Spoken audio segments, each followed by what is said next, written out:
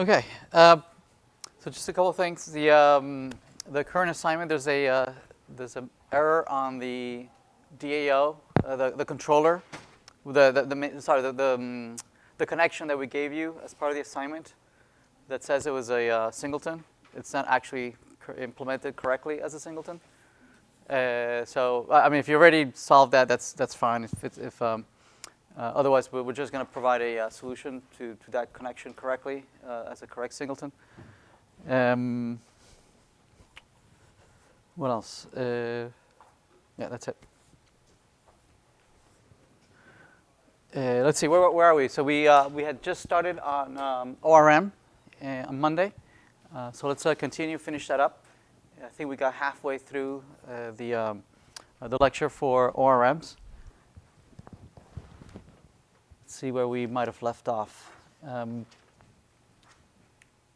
so we introduced JPA as one particular implementation of the ORM concept, right? That we want to be able to have an automatic way of mapping class objects to their equivalent relational representation, and instead of having to write our DAOs from scratch that provide all the various create and updates and delete and finder methods. Instead, use a generic solution that can be configured to be able to talk to any table, right?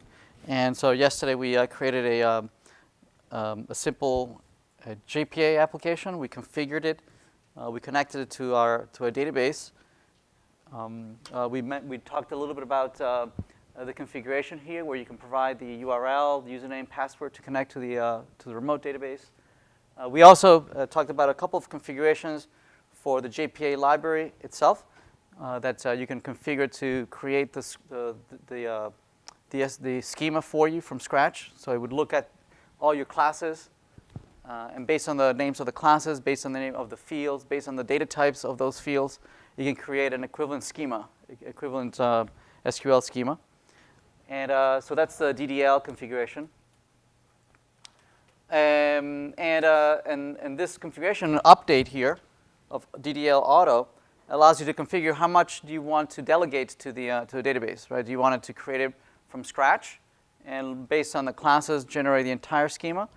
Do you want to instead, if you already have a schema, do you want to make minor modifications? Alter the names of some fields, maybe alter some data types, maybe alter some constraints on an existing table, or you can turn it off. You can have it create from scratch. You can have it update if it already exists. Okay. If you are trying to connect to a schema database that already exists, right? So it's been there for years, and you're not allowed to touch the schema. Then it's a good idea to just turn this off. Say no. You can turn it off and just say false, and say, JPA, do not generate any schema for me. The schema is already set, right? I'd like to connect to it and interact with it, but I don't want you to modify it, so we can turn this feature off. In our case, we're going to turn it on, and we're going to do updates. We're going to be updating our schema as we develop. In the development phase, this is a great feature, right? Maybe in the create. So that you think about your problem at the object level, at class level, and delegate all the SQL stuff to JPA. Right? Once the schema matures and you're more certain of what your SQL should look like, then you start kind of turning this off a little bit and says, okay, well, the schema is more concrete. I might be doing some minor modifications here and there, but not much. And eventually, when you're all set and your schema is good to go and ready for production, you should turn this off, right? You don't want this JPA making changes to your schema on the fly in a production environment, right? So you would turn that off. But it's great for development environment. A couple other configurations that you could turn on or off. We talked about the improved naming strategy, right? That it looks at the names of the fields in Java classes and uses an equivalent naming convention in SQL. Since Java is case sensitive, but SQL is not, we said yesterday that the improved naming strategy is to replace all capitalized letters with underscore and lowercase. Also, you can change the dialect here. I change it to INNO, which is it's a more standard structure encoding of the SQL strings. Also, we can turn on, for debugging purposes, we can turn on showing the SQL that the JPA is generating to talk to the database. This is especially in a development environment, oftentimes is very useful to look at exactly what SQL JPA is generating for you. What is the create statement? What is the select statement? What are the inserts? What are the updates that are going out? Underneath, JPA is using JDBC, right? As its lowest level, it's using JDBC. It's creating prepared statements, right? And it's parameterizing those prepared statements and sending them. So it's a good idea to turn them on, and you can turn several layers of debug, like tracing. You can turn tracing on. You can format the SQL in such a way that it's readable to human beings, so that you can actually read it and make sense out of it, as opposed to just one single line. Obviously, in production, you want to turn this off. Right? But for debugging and seeing what the JPA is trying to do and interact with the database, these are great features to turn on in development. But obviously, you would shut this off in production. You don't want to fill up the log with unnecessary logs. Anyway, we did some modeling yesterday. On Monday, we did users. We did we modeled users. We modeled also some. We tested being able to retrieve all the instances of a record of a table. We looked at some custom queries that can be parameterized. I believe we did we did insert, right? We did insert. We did updates. Inheritance. I believe we did inheritance. Did we do inheritance? Faculty and students. Do that on Monday? I think so, right? Right, so where we the default implementation is to use the denormalized strategy, right? Where all the properties of the derived classes are flattened into the base class. So we have user here having 3 new fields. One to be able to determine whether this is a student or faculty, and then the fields that are specific to either faculty or are specific to students, right? So we play around with that yesterday. What else did we do? And I think we got started on one-to-many. Did we do one-to-many? Where we had faculty having authored many courses, and we annotated them so that they knew about each other, right? Using the one-to-many and many-to-many. So let's look at that. Let's see how far we got. Here's the faculty, and we mapped faculty to authored courses. So this is a one-way relationship, right? Where the faculties are aware of all the courses that they have authored, and to make it so that it's a two-way relationship, we had the course also referred back to the faculty. Right. Typically, in a object-oriented implementation, you would only have one way, right? It would be only that the faculty know about the courses, but not the courses know about the faculty, right? But since we know that this is going to be backed by a database, right, and that we have foreign keys and primary keys, this is the field that is going to be used to be able to create the foreign key primary key relationship between the records.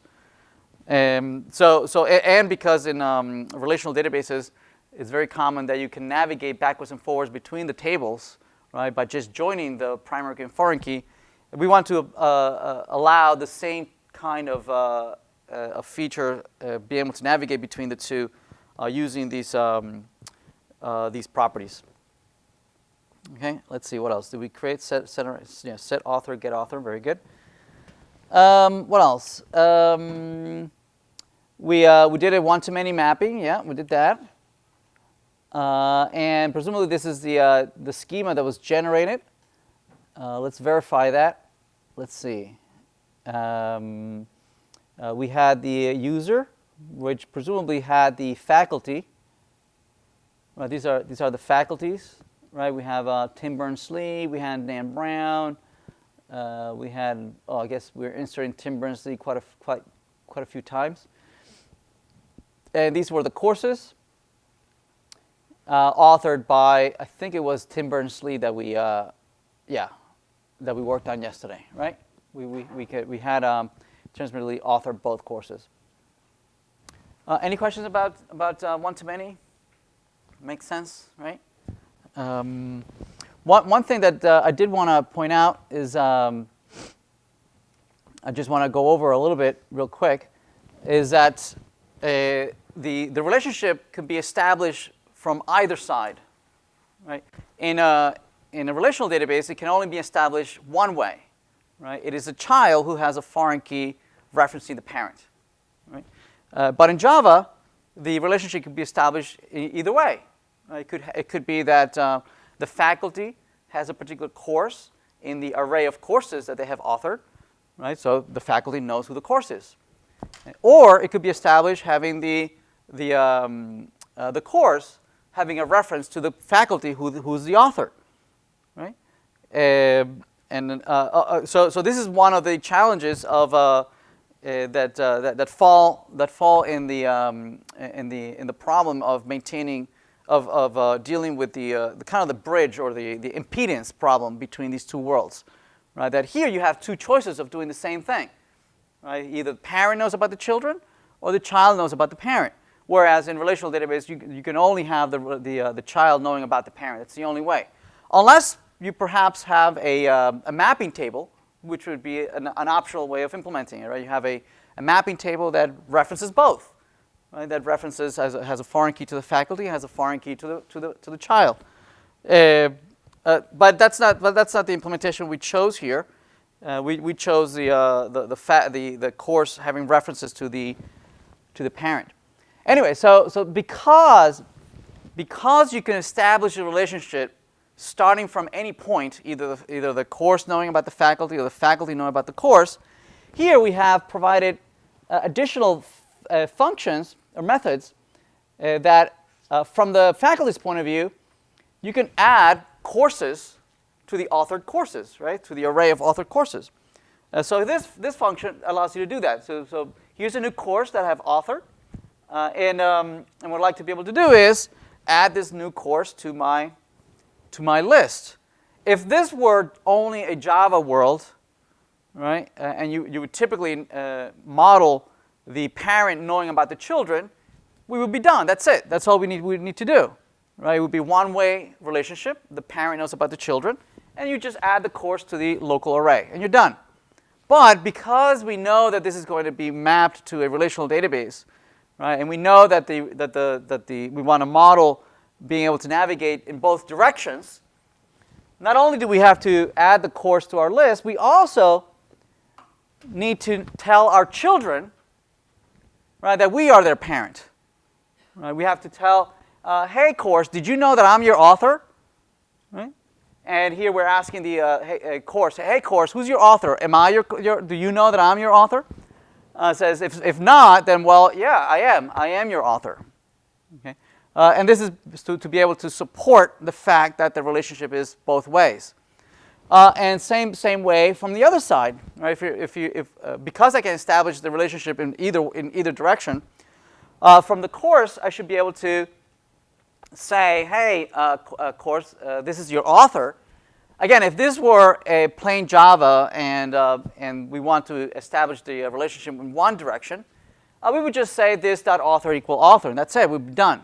But again, because we know that this is going to be mapped in a relational database, and we want to support bidirectional navigation between these two objects, we need to go a little further. Right? We have to ask ourselves, hey, hey, author, Somebody told me hey faculty, somebody told me you're my author. Did you know that you're my author? Right, so we're asking, hey author, give me all the list of your courses. Am I in that list?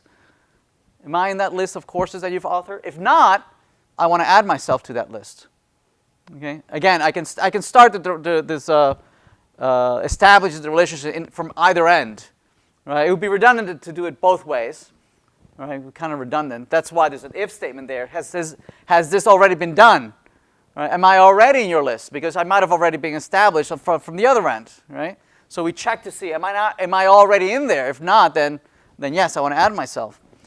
So anyway, once we've established that, we can from the repository. We created courses. Let's see. Did we do that yesterday? I forget. Did we do the repository? Okay, so we didn't create the course repository. We must have done it by hand. We must have inserted the courses by hand. Let's try it out. Let's add these relationships. Let's see. Do we have the set author? Okay. So here's the set author. We didn't go that far. So yeah, let's do that. Let's add that. So usually this is all you would do, right? This is usually what a setter does. It just sets the variable and that's it, right? But again, because we want to support bidirectional relationships, we need to go a little bit further. We'll need that, and we'll add this to right here. Okay.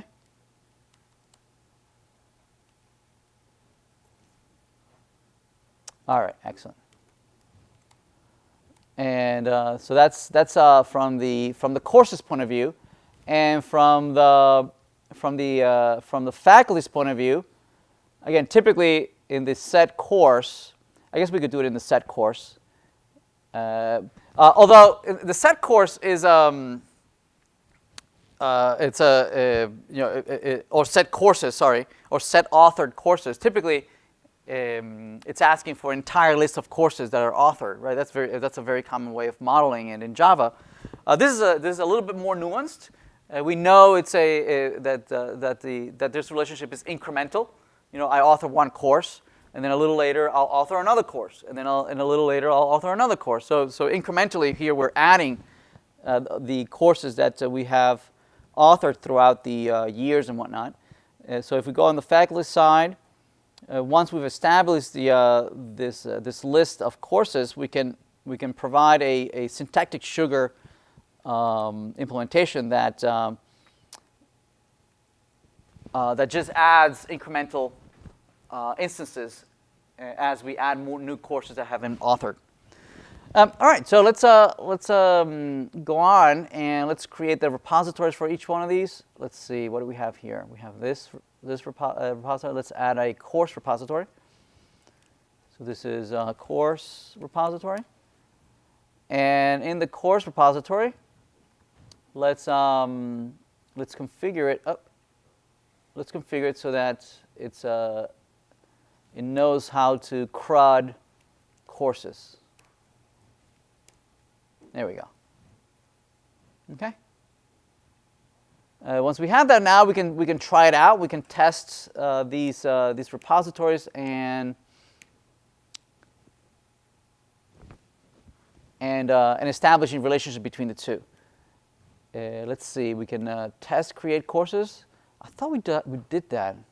Do we have a test for that? Test faculty. What do we have here? This just creates the faculty.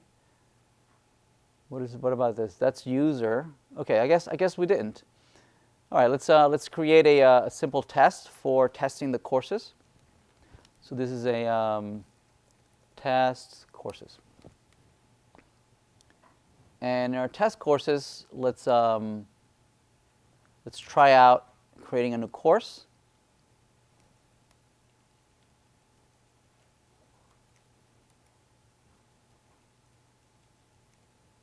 So we'll auto-wire the course repository we just created. I believe we already have 5200. Let's see, what do we have in the database? We have 5200 and 5610. And next semester I'll be teaching 5500. So let's add that. Let's run this. Run as JUnit. Oops. We have some build errors. Oh, what do we have? Did anybody catch something? Course. Course. Do I have an extra curly bracket here? Maybe? And this might be, is this running? I might need to stop that. Let me stop it. Let's go back to the test. Oh, still, I got still errors? No? Let's build the whole thing.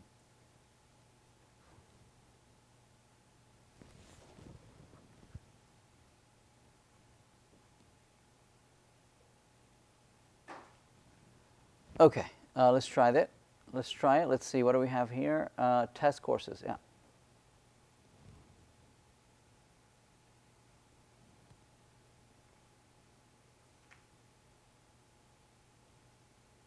Yes, maybe?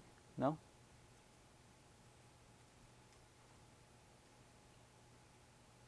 Hello?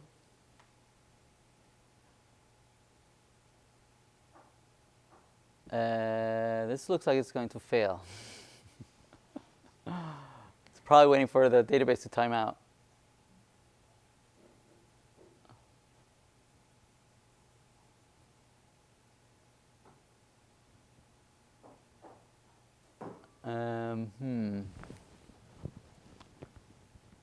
What do we have in the, let's see, what do we have in the application properties? We have update. Oh, let me fix this just a second. Oh, finally. That took a while. Hibernate, blah, blah, blah. It changed, it altered the table. It added a foreign key, author ID. Notice that's the relationship, right, between the course and the faculty. And it looks like it tried to insert a new course. Let's see if that succeeded. Let's refresh this. Okay, so it added CS 5500. One of the things that perhaps we'd like to fix is that if we send the create statement, you'll notice that it's as a foreign key, it's not actually using the foreign key constraint. See that? Because it's using a different engine, right? Where it uses just plain old keys as opposed to foreign keys. Right?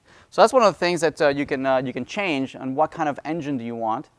And that's one of the configurations that I just showed you earlier. So let's turn that on. Let's see. Let's turn these on right here. And let's go to the properties that we can configure these things. So let's. I'm actually going to recreate the entire database because notice a couple things that I noticed last night. Also, if you go to if you go, yeah. So this one in particular bothered me, that I wasn't putting the foreign key constraint. Right, the JPA was not adding the foreign key constraint. So I'm just going to have it blow away the database. So I'm going to say create from scratch. And the dialect, instead of using the default dialect, I'm going to use INO. Right. So here, notice the engine is ISAM. Right. So I'm going to change the engine to be INO. Right. I'm going to show the SQL so we can look at exactly what it's doing, and format it so that we can read it. Should I create? Okay, excellent. I'm going to recompile the whole thing. Maven clean install. So hopefully this will drop the table. Right, we'll recreate the tables from scratch and add the foreign key constraints as we would expect, and use the correct engine. Okay, notice that now it's a little more verbose, and we can see that it failed. Why? Oh, test. The test. Let me turn on the test. Turn off the test. I remember how to turn on the test? I think it's D, Maven, test, skip equal true, something like that. Anyway, as we saw that it passed by real quick, notice that it prints out the actual create statement that it's using to generate.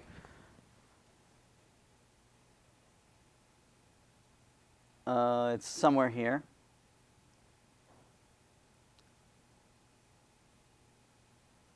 All the select statements that it's going to use. The create, notice the create user, create course.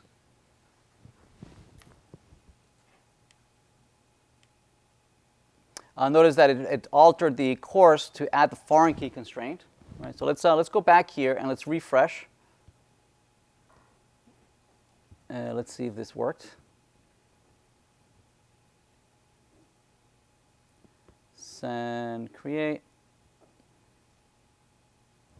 All right, there it is, right? Notice that now we have the foreign key constraint that we were hoping to have, so that it's actually referencing the author, right? Before it was not. So yeah, this is much better. Okay. All right, so let's. Unfortunately, it blew away my database, so I don't have my my data anymore. Looks like it ran my test. I guess it must have run my test. I guess it didn't skip it. Oh, it might have been that it ran it in the previous run, right? And it failed because I didn't do any assert. Right, so it must have run it and it failed. But nevertheless, it did add my course. We probably don't have any users, so let me create a user real quick. Actually, I might be able. Can I copy this? Oh, okay. So I probably already had one of my tests probably inserted a faculty and a user. Perfect. Excellent. All right. So let's keep going. Now we can test. Now we can keep doing the tests here. Let's see. Modeling inheritance, one-to-many, testing one-to-many. Oh, okay, there we go. So what we're going to do is that we already tested being able to create a new course. What about the being able to relate them? And the way we could relate them, as I think we discussed this yesterday, we need to be able to retrieve both objects from the database. Right? We need to have managed objects for both of them, right? The faculty and the course that we want to relate. And we can establish the relationship from either, right? Either starting from the course, setting the author, or from the faculty, adding to the author courses. So let's try that out.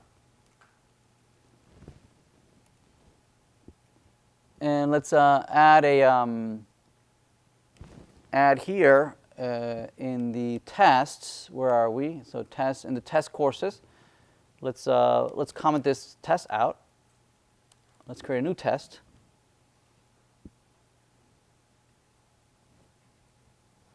So add tests, and we'll need the faculty repository. So let's create another auto wired. So this will be faculty repository.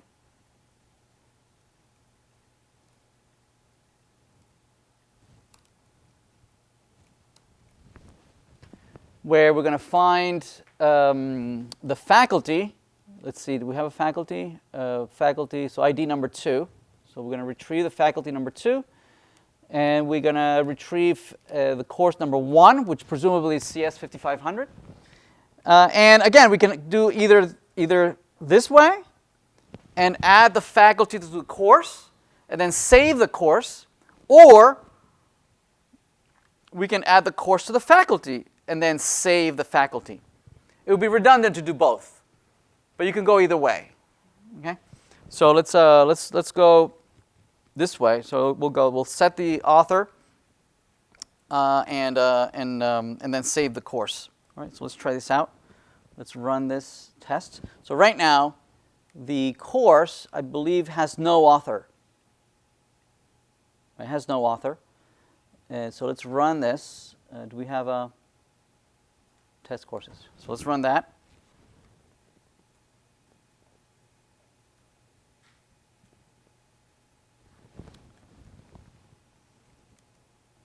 Okay, so notice that it did a couple things.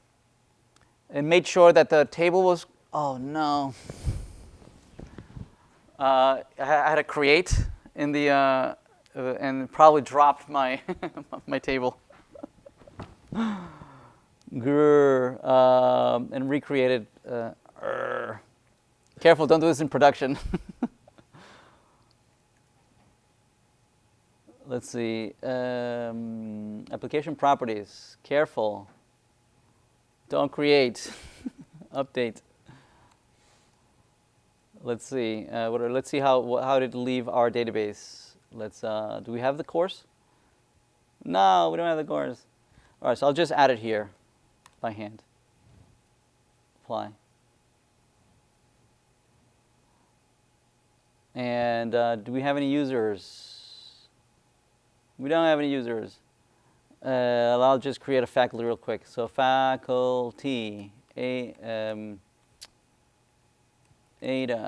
last name, Lovelace. That's all we really need. Apply. Okay, and here I'll just change my test to use both faculty number 1 with course number 1. All right, so let's try it again. Let's run this. I did change it to update, did I? I did, okay.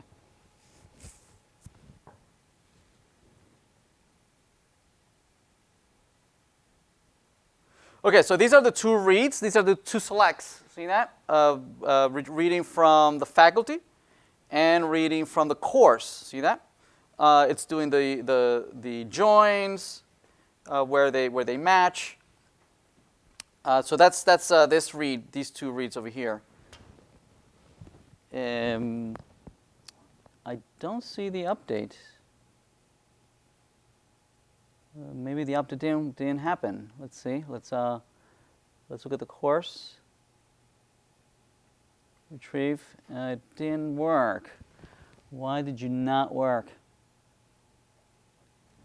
Am I missing something? Repo, course repository, save, course dot set faculty. That should have added that. Let me make sure that we do have a faculty. I guess we can put a breakpoint here. Test courses.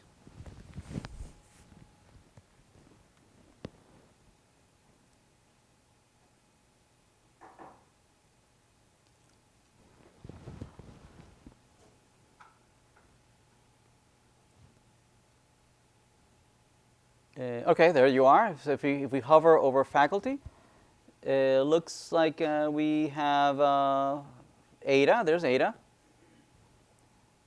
And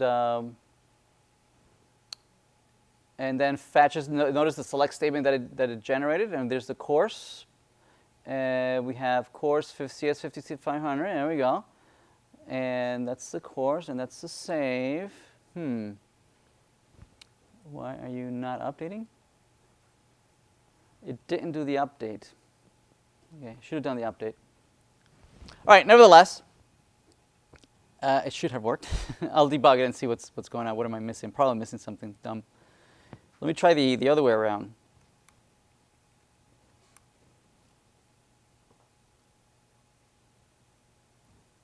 Make sure that the relationship is not established. Okay, let's run it.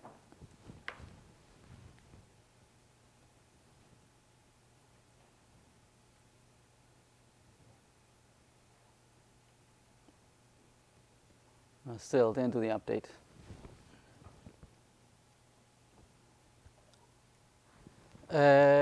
I might need to turn something else. Let's see. Let me go to faculty. Let me try something. Fetch equal eager. Try that.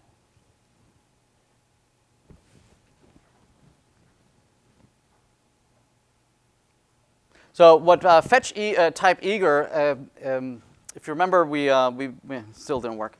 We talked about when we were doing the DAO. When we were talking about the DAO, if you remember, when we load a parent from a database, and that parent has a one-to-many relationship with its children, the question is always, well, should we, when we instantiate the parent, should we also do all the joins that would need to load and instantiate all the children? You're probably running into that issue now, implementing the DAO for this assignment. What do? Do I actually go into the joins and iterate over all the children and instantiate them and add them to the array and whatnot? Right. So that's a very common question.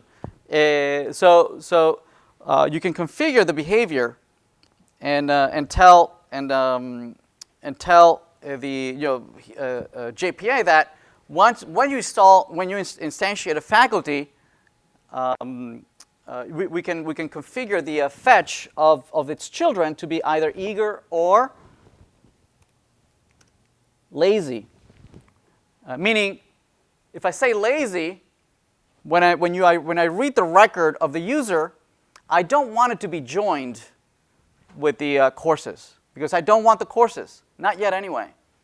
Right? I only want them at runtime, right, when on demand.